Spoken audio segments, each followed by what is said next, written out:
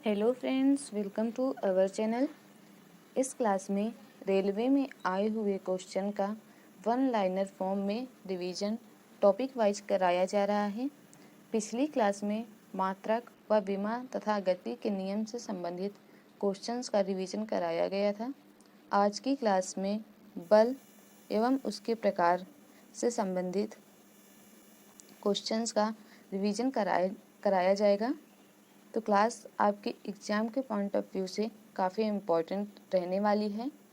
Video के last तक अवश्य बने रहें। चैनल पर नए हैं तो चैनल को सब्सक्राइब कर लें और इस क्लास की PDF आपको हमारे टेलीग्राम चैनल पे मिलेगी, वहाँ मैं अपलोड करवा दूँगी, तो आप लोग वहाँ से जाकर रिवीजन अवश्य कर लेना। ठीक है। लास्ट क्लास मात्रक एवं विमा और गति से संबंधित क्वेश्चंस की PDF अपलोड ऑलरेडी टेलीग्राम पे है, तो आप लोग वहाँ से रिवीजन अवश्य कर लें। ठीक है, शुरू करते हैं आज की क्लास बल एवं बल के प्रकार से। तो बल क्या होता है, इससे संबंधित जितने भी क्वेश्चन रेलवे में आए हुए हैं देख लीजिए। किसी वस्तु पर खींचने या धकेलने के रूप में परिभाषित किया गया है। तो किसी वस्तु पर खींचने या ढकेलने के रूप में परिभाषित किया गया है, तो ये होगा बल को। ठीक है। वस्तुओं में गति किसके कारण होती है, तो इसका राइट आंसर होगा बल की क्रिया के कारण। नेक्स्ट पॉइंट, किसी वस्तु की गति, आकृति, आकार और गति को संशोधित करने वाली क्षमता को क्या कहते हैं। क्वेश्चन आपसे रेलवे एग्जाम में ऐसे ही पूछा जाएगा, जिसका राइट आंसर हो जाएगा बल। ठीक है। बल का सूत्र क्या होता है, ये कहाँ से प्राप्त होता है, तो बल का सूत्र न्यूटन के दूसरे नियम से प्राप्त होता है। यानी बल का सूत्र क्या होता है, F = ma, जहाँ m वस्तु का द्रव्यमान और a त्वरण है। ठीक है। नेक्स्ट पॉइंट, किसी वस्तु पर समान मात्रा में तथा विपरीत दिशा में लगाया गया बल क्या कहलाता है, तो इसे संतुलित बल कहा जाता है। ठीक है। नेक्स्ट देख लीजिए, किसी वस्तु पर असमान मात्रा में लगाया गया बल तथा वस्तु अधिक बल की दिशा की ओर गति करती है, इसे क्या कहा जाता है, इसे असंतुलित बल कहा जाता है। नेक्स्ट पॉइंट, गति बदलने के लिए किस बल की आवश्यकता होती है, इसका राइट आंसर हो जाएगा असंतुलित बल की। खींचने या धकेलने की प्रक्रिया किस बल के कारण होती है, तो इसका राइट आंसर होगा असंतुलित बल के कारण। नेक्स्ट पॉइंट, बल कितने प्रकार के होते हैं, तो इसका राइट आंसर होगा 2 प्रकार, संपर्क और असंपर्क बल। संपर्क बलों में कौन से बल शामिल हैं, तो पेशीय बल, घर्षण बल और स्प्रिंग बल संपर्क बल के अंतर्गत आते हैं। नेक्स्ट पॉइंट, मांसपेशियों की क्रिया के कारण उत्पन्न होने वाले बल को क्या कहते हैं, इसे पेशीय बल कहते हैं। ठीक है। गति की अवस्था बदलने के लिए कौन सा बल उत्तरदायी है, तो ये घर्षण बल उत्तरदायी होगा। नेक्स्ट पॉइंट, वह बल जो हमेशा विपरीत दिशा में होता है, तो इसे क्या कहेंगे, स्प्रिंग बल। ओके। नेक्स्ट देख लीजिए, किसी वस्तु पर लगने वाले बल को मापा जाता है स्प्रिंग संतुलन के द्वारा। ठीक है। गैर संपर्क बल में कौन कौन से बल शामिल हैं, तो इसका राइट आंसर हो जाएगा चुंबकीय बल, विद्युत स्थैतिकी बल और गुरुत्वाकर्षण बल। ठीक है। नेक्स्ट पॉइंट, किसी चुंबकीय वस्तु पर चुंबक द्वारा लगाए गए बल को क्या कहते हैं, तो इसे चुंबकीय बल कहा जाता है। नेक्स्ट, किसी आवेशित वस्तु द्वारा दूसरे आवेशित या अनावेशित वस्तु पर लगाया जाने वाला बल क्या कहलाता है, तो इसे विद्युत स्थैतिकी बल कहा जाता है। ठीक है। नेक्स्ट पॉइंट, 2 द्रव्यमान वाली वस्तुएं एक दूसरे पर कौन सा बल लगाती हैं, यानी कौन सा आकर्षण बल लगाती हैं 2 द्रव्यमान वाली वस्तुएं, तो इसका राइट आंसर हो जाएगा गुरुत्वाकर्षण बल लगाती हैं। नेक्स्ट पॉइंट, किसी वस्तु के पृथ्वी की सतह पर मुक्त रूप से गिरने के लिए कौन सा बल उत्तरदायी है? तो इसका राइट आंसर हो जाएगा पृथ्वी का गुरुत्वाकर्षण बल। पृथ्वी के चारों ओर चंद्रमा की परिक्रमा किसके कारण होती है? तो ये पृथ्वी के गुरुत्वाकर्षण बल के कारण होती है। ठीक है, नेक्स्ट पॉइंट देख लीजिए, घर्षण बल को। तो घर्षण बल क्या होता है, उससे संबंधित जितने भी क्वेश्चन प्रीवियस ईयर हैं वो यहाँ पर सॉल्व कराए जा रहे हैं। ठीक है, देख लीजिए, संपर्क में आने वाली दो सतहों के बीच कौन सा बल होता है? तो ये होता है घर्षण बल। यानी दो वस्तुएं एक दूसरे के संपर्क में आते से उनमें जो रगड़ होती है वो घर्षण बल के कारण होती है। नेक्स्ट पॉइंट, वस्तु की गति के विपरीत कौन सा बल कार्य करता है? तो ये घर्षण बल कार्य करता है। ठीक है, वह बल जो दो वस्तुओं के संपर्क में आने पर उनकी सापेक्ष गति का विरोध करता है, तो ये कौन सा बल है? घर्षण बल। घर्षण बल को विरोधी बल भी कहा जाता है। नेक्स्ट पॉइंट, घर्षण बल निर्भर करता है, तो किस पर निर्भर करता है? दो सतहों के बीच संपर्क के क्षेत्र पर। ठीक है, नेक्स्ट पॉइंट देख लेते हैं,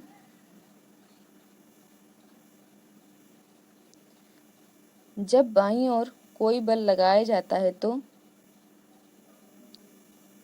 घर्षण बल दाहिनी ओर कार्य करता है।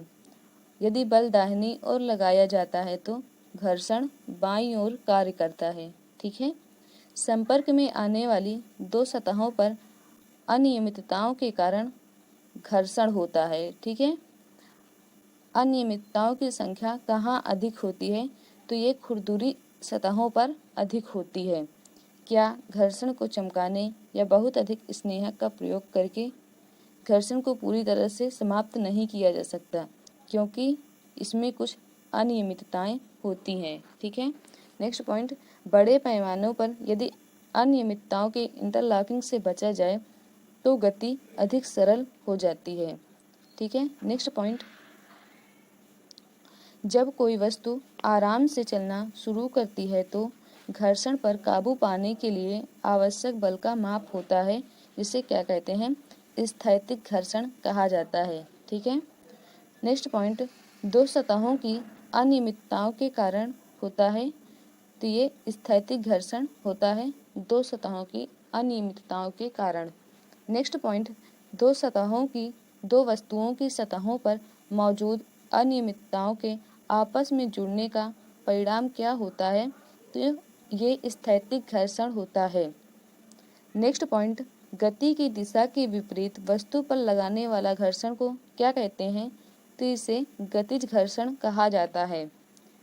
गतिज घर्षण को भी विभाजित किया गया है किन किन में? तो स्लाइडिंग घर्षण और रोलिंग घर्षण में गतिज घर्षण को विभाजित किया गया है।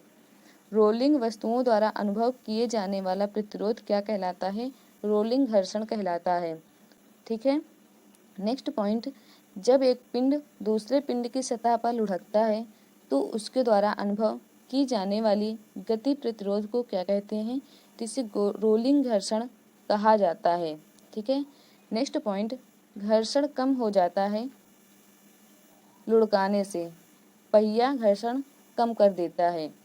नेक्स्ट पॉइंट, किसी वस्तु को समान गति से गतिमान रखने के लिए आवश्यक बल का माप है, तो ये स्लाइडिंग वाला घर्षण है। नेक्स्ट पॉइंट, जब एक पिंड दूसरे पिंड की सतह पर फिसलता है तो एक विरोधी बल फिसलने की गति की विपरीत दिशा में काम करता है, जिसे कहा जाता है, तो क्या कहा जाता है? इसे स्लाइडिंग घर्षण कहा जाता है। नेक्स्ट पॉइंट, रोलिंग घर्षण किस कारण होता है? तो ये दो सतहों के बीच के संपर्क क्षेत्र के कारण होता है। देख लीजिए, स्थैतिक घर्षण सबसे ज़्यादा, उसके बाद स्लाइडिंग घर्षण और उसके बाद रोलिंग घर्षण। ठीक है, नेक्स्ट पॉइंट देख लीजिए, हम दो सतहों के बीच घर्षण को कैसे बढ़ा सकते हैं? तो संपर्क बढ़ाकर बढ़ा सकते हैं घर्षण को। ठीक है, नेक्स्ट पॉइंट देख लीजिए, हवा से भरे टायरों वाली साइकिल चलाना आसान होता है क्योंकि सतह के साथ उसका न्यूनतम संपर्क होता है। ये रोलिंग घर्षण का उदाहरण है। ओके, नेक्स्ट पॉइंट, घर्षण बल के बिना क्या कठिन हो जाता है? तो इसका राइट आंसर हो जाएगा गीले संगमरमर के फर्श पर चलना कठिन हो जाता है। नेक्स्ट पॉइंट, घर्षण कैसे बढ़ सकता है? तो ये सतहों की खुरदरापन बढ़ने से घर्षण बढ़ जाता है। नेक्स्ट पॉइंट, स्नेहक ऐसे पदार्थ हैं जो घर्षण को कम करते हैं। जूते के तलवे, क्रू, बॉल बेयरिंग में घर्षण के कारण होता है, तो घर्षण के कारण घिसकर क्षतिग्रस्त हो जाते हैं। ठीक है। नेक्स्ट पॉइंट, जब हम हथौड़े से मांसपेशी बल लगाते हैं तो कौन सा बल दीवार में लगी कील को स्थिर रहने देता है? तो इसका राइट आंसर हो जाएगा घर्षण बल। ओके, नेक्स्ट पॉइंट, गुरुत्वाकर्षण बल के बारे में पढ़ेंगे। ठीक है, तो वह कमजोर या दुर्बल मौलिक बल जो ब्रह्मांड में प्रत्येक कण या पिंड के बीच उनके द्रव्यमान के कारण होता है, तो कौन सा बल है जो ब्रह्मांड में पिंड के बीच उनके द्रव्यमान के कारण होता है? तो ये है गुरुत्वाकर्षण बल। ठीक है, नेक्स्ट पॉइंट देख लीजिए, वह कौन सा सार्वभौमिक नियम है जो सभी पिंडों पर लागू होता है चाहे उनका आकार और स्थिति कुछ भी हो? तो ये गुरुत्वाकर्षण बल है। ब्रह्मांड में सभी वस्तुएं किस बल के कारण एक दूसरे को आकर्षित करती हैं? तो ये गुरुत्वाकर्षण बल के कारण है। कौन सा संपर्क बल सबसे कमजोर होता है? गुरुत्वाकर्षण बल। कौन सा असंपर्क बल सबसे कमजोर होता है? तो ये गुरुत्वाकर्षण बल है। ठीक है, नेक्स्ट पॉइंट, ब्रह्मांड में प्रत्येक वस्तु अन्य वस्तु को एक ऐसे बल से आकर्षित करती है जो उनके द्रव्यमान के गुणनफल के समानुपाती और उनकी बीच की दूरी के वर्ग के व्युत्क्रमानुपाती होता है। तो ये है न्यूटन का गुरुत्वाकर्षण का सार्वभौमिक नियम। फॉर्मूला देख लीजिए, F = G m1 m2 अपान r², जहाँ G सार्वभौमिक गुरुत्वाकर्षण स्थिरांक है। दो पदार्थ m1 और m2 रखे गए हैं, उनके बीच दूरी r है, तो ये फॉर्मूला बन जाएगा। ठीक है, जहाँ F वस्तुओं के बीच गुरुत्वाकर्षण बल है, m1 पहली वस्तु का द्रव्यमान और m2 दूसरी वस्तु का द्रव्यमान और r दोनों वस्तुओं के केंद्रों के बीच दूरी को दर्शाता है। नेक्स्ट पॉइंट, किसी वस्तु के पृथ्वी की सतह पर मुक्त रूप से गिरने के लिए कौन सा बल उत्तरदायी होता है? ये गुरुत्वाकर्षण बल उत्तरदायी होता है। ठीक है, पृथ्वी के चारों ओर चंद्रमा की परिक्रमा किसके कारण होती है? तो ये पृथ्वी के गुरुत्वाकर्षण बल के कारण होती है। चंद्रमा पृथ्वी के चारों ओर चक्कर लगाता है, किसके कारण चंद्रमा द्वारा अभिकेंद्रीय बल लगता है? तो ये पृथ्वी का आकर्षण बल यानी पृथ्वी के गुरुत्वाकर्षण बल के कारण चंद्रमा द्वारा अभिकेंद्र बल पृथ्वी की ओर यानी पृथ्वी की ओर झुकाव लगता है चंद्रमा का। नेक्स्ट पॉइंट, सार्वभौमिक गुरुत्वाकर्षण स्थिरांक। ठीक है, तो इसका मूल्य पूरे ब्रह्मांड में नहीं बदलता, ये एक अदिश राशि है। जी का मान आप लोगों से एग्जाम में पूछा जाएगा, तो इसका मान होता है 6.67 × 10⁻⁻11 newton metre square kilogram square. ठीक है, तो जी का मान कितना होता है? 6.67 × 10⁻⁻11 newton metre square kilogram square. Next point, G का मूल्य किसके द्वारा स्थापित किया गया? तो ये हेनरी कैवेंडिश के द्वारा स्थापित किया गया। ठीक है, जब वस्तुएं गुरुत्वाकर्षण बल के प्रभावी में होती हैं तो उसे क्या कहते हैं? उसे मुक्त पतन यानी फ्री फॉल कहा जाता है। जब दो वस्तुओं में से एक वस्तु पृथ्वी पर गिरती है तो कौन सा बल महसूस होता है? तो ये पृथ्वी का गुरुत्वाकर्षण बल महसूस होता है। गुरुत्वाकर्षण बल केवल आकर्षण बल है। ठीक है फ्रेंड्स, ये क्लास आपकी रेगुलर अपलोड की जाएगी। तो प्लीज़ जो भी फ्रेंड्स चैनल को सब्सक्राइब नहीं किए हैं सब्सक्राइब कर लें और बेल आइकन को भी प्रेस कर दें ताकि हमारी वीडियो की नोटिफिकेशन आप लोगों तक पहुंच सके।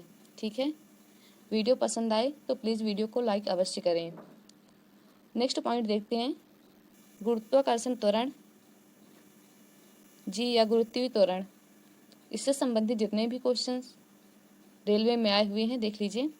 तो इसका मान अलग अलग जगहों पर अलग अलग होता है। ये एक सदिश राशि है। पृथ्वी की सतह पर इसका मान 9.8 मीटर पर सेकंड स्क्वायर है। मुक्त रूप से गिरने पर किसी वस्तु द्वारा महसूस किया गया त्वरण यही गुरुत्वीय त्वरण यानी गुरुत्वाकर्षण के कारण त्वरण स्मॉल जी होता है।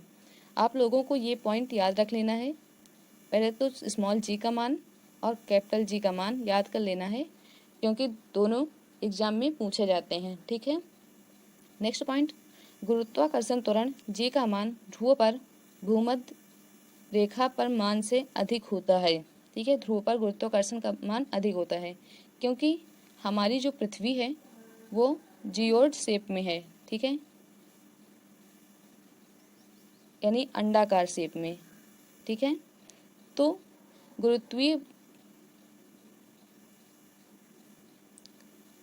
तो केंद्र पर गुरुत्वीय त्वरण का मान 0 होगा। ठीक है, केंद्र पे 0 होगा। और ये देख लीजिए ध्रुव जो है वो पास पड़ता है या भूमध्य रेखा, तो ध्रुव पास पड़ेगा ना, इसलिए इसका मान सर्वाधिक भूमध्य रेखा से सर्वाधिक ध्रुव पर होता है। ठीक है, नेक्स्ट पॉइंट देख लीजिए,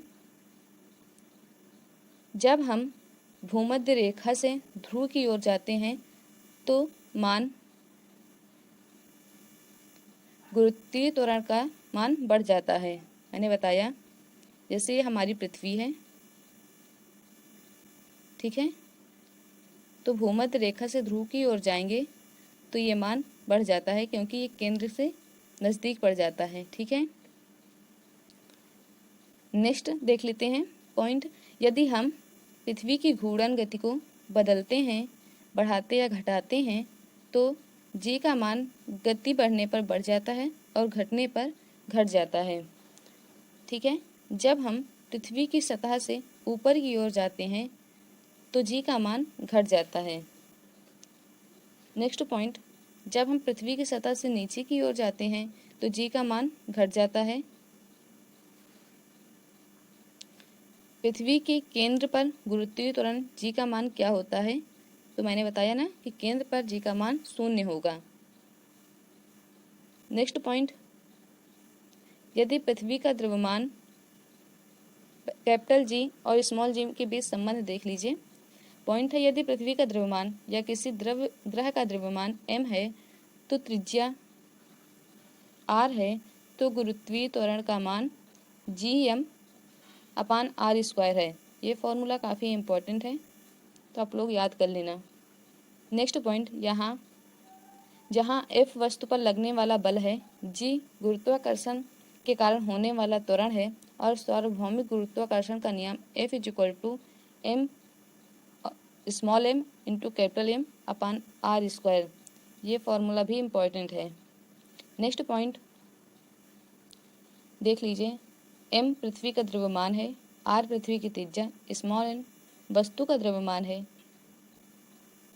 ठीक है, F = ma ये न्यूटन की गति के दूसरे नियम से व्युत्पन्न है। यहाँ A = g होगा, तो यानी mg = Gm into m into capital M/r², यानी G = Gm/r²। ठीक है, द्रव्यमान और भार से संबंधित सारे सवाल देखते हैं। एक स्थान से दूसरे स्थान पर नहीं बदलता, सदैव स्थिरांक रहता है, कि ये कौन है, द्रव्यमान है। ठीक है, नेक्स्ट पॉइंट, जड़त्व की माप क्या है और जड़त्व के समानुपातिक होता है, द्रव्यमान होता है। द्रव्यमान का एसआई मात्रक क्या है, तो ये किलोग्राम है। संकेत भी देख लीजिए। एक बल जो लंबवत नीचे की ओर कार्य करता है, पृथ्वी की ओर आकर्षित होता है, कहलाता है, तो इसे भार कहते हैं।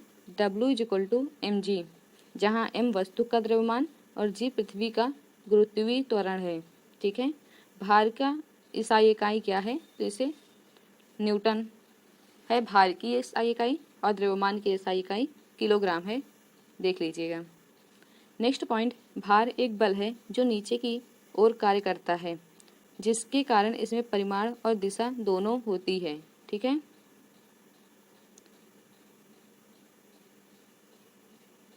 नेक्स्ट, किसी वस्तु का भार किसके द्वारा निर्धारित होता है, तो ये पृथ्वी का गुरुत्वाकर्षण बल के द्वारा। इसलिए चंद्रमा की सतह के भार में परिवर्तन होता है, यानी उसका जो भार है वो अर्थ बाई 6 है। ठीक है, चंद्रमा की सतह पर किसी वस्तु का भार पृथ्वी की सतह पर किसी वस्तु के भार का 1/6 है। ठीक है, नेक्स्ट पॉइंट देख लीजिए, लिफ्ट की गति। लिफ्ट में सवार व्यक्ति के वजन का समीकरण क्या होगा, W = mg ± a। ठीक है, तो m जो है वो लिफ्ट में सवार व्यक्ति का द्रव्यमान है, W लिफ्ट में सवार व्यक्ति का वजन है, g गुरुत्वाकर्षण के कारण त्वरण, और m मशीन का त्वरण है। ठीक है, जब लिफ्ट एक समान वेग से ऊपर जा रही हो तो a = 0, W = mg - 0 यानी mg होगा।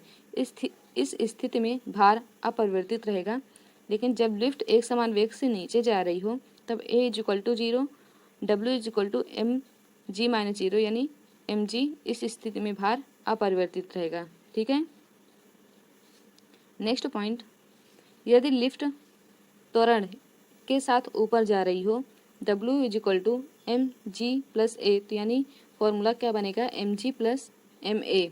इस स्थिति में लिफ्ट में सवार व्यक्ति का वजन बढ़ जाएगा। ठीक है, यदि लिफ्ट की रस्सी टूट जाए तो a = g, W = mg - g यानी 0 हो जाएगा। इस स्थिति में लिफ्ट में सवार व्यक्ति का वजन भी शून्य हो जाएगा। ठीक है, यदि a बड़ा है g से और लिफ्ट नीचे जा रही है तो W = mg - a, W = ऋणात्मक मान आएगा इसका। ठीक है, नेक्स्ट पॉइंट, गुरुत्वाकर्षण बल या भार के द्वारा किया गया कार्य। गुरुत्वाकर्षण स्थितिज ऊर्जा। पहला पॉइंट, जब किसी वस्तु को ऊंचे स्थान पर ले जाया जाता है तो गुरुत्वाकर्षण के विरुद्ध किए गए कार्य के कारण उसमें ऊर्जा प्राप्त होती है। इस ऊर्जा को क्या कहा जाता है, तो इसे गुरुत्वाकर्षण स्थितिज ऊर्जा के नाम से जाना जाता है। इसका फॉर्मूला देख लीजिए, W = mgh, जहाँ स्मॉल m क्या है, द्रव्यमान है, g गुरुत्वीय त्वरण और h ऊंचाई है।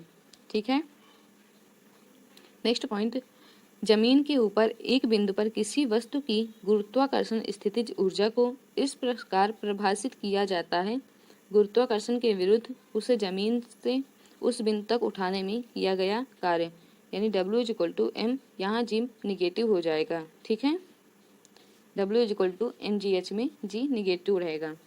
नेक्स्ट पॉइंट, गुरुत्वाकर्षण द्वारा किया गया कार्य किसके द्वारा निर्धारित होता है, तो ये किसी वस्तु की प्रारंभिक और अंतिम स्थिति के बीच ऊर्ध्वाधर ऊंचाई में परिवर्तन। यह वेग, नेक्स्ट पॉइंट, वह वेग जिस पर कोई वस्तु फेंकने पर वापस नहीं लौटती, तो इसे पलायन वेग कहते हैं। पृथ्वी का पलायन वेग कितना है, तो ये है 11.2 किलोमीटर पर सेकंड। वहीं चंद्रमा का पलायन वेग देखा जाए तो ये 2.35 मीटर पर सेकंड है। ये क्वेश्चन एग्जाम में छपेगा। ठीक है, तो आप लोग ध्यान दे लीजिए।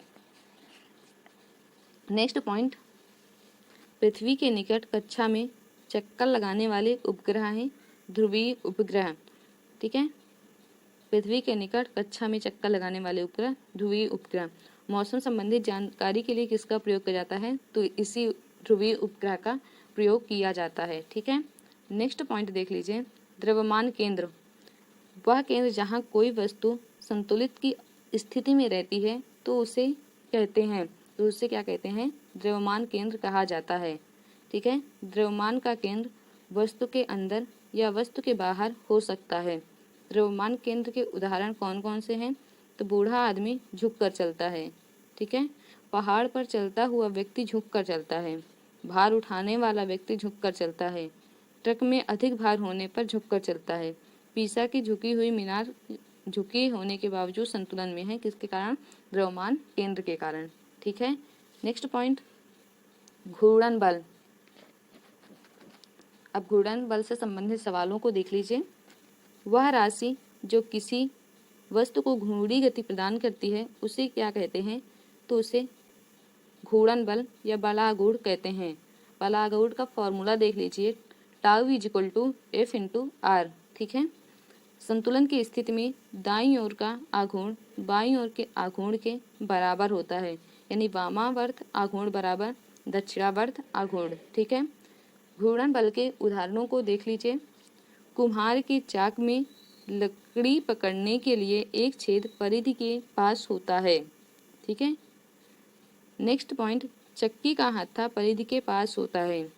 नेक्स्ट, नलकूप का हैंडल लंबा बनाया जाता है। नेक्स्ट, खिड़की और दरवाजे के हत्थे को सदैव स्थिरांक से दूर रखा जाता है। इसी सिद्धांत के आधार पर सरल और जटिल मशीनें बनाई जाती हैं, जैसे लीवर, पुली, स्क्रू, जैक आदि। ओके, तो फ्रेंड्स, बल और बल के प्रकार से संबंधित रेलवे में आए हुए सभी क्वेश्चंस करा दिए गए हैं। ठीक है, वीडियो पसंद आए तो प्लीज़ वीडियो को लाइक करें। जो भी फ्रेंड्स चैनल पर नए हैं, चैनल को अवश्य सब्सक्राइब कर लें और बेल आइकन को भी प्रेस कर दें, ताकि वीडियो की नोटिफिकेशन आप लोगों तक पहुंच पाए। और हाँ, दोस्तों में शेयर करना बिल्कुल ना भूलें। क्लास की PDF टेलीग्राम में अपलोड करा देंगे, तो वहाँ से रिवीजन अवश्य कर लीजिएगा। ठीक है, मिलते हैं नेक्स्ट डे नेक्स्ट टॉपिक के साथ। कार्य, ऊर्जा और शक्ति से संबंधित क्वेश्चन कल कराए जाएंगे। Okay, take care.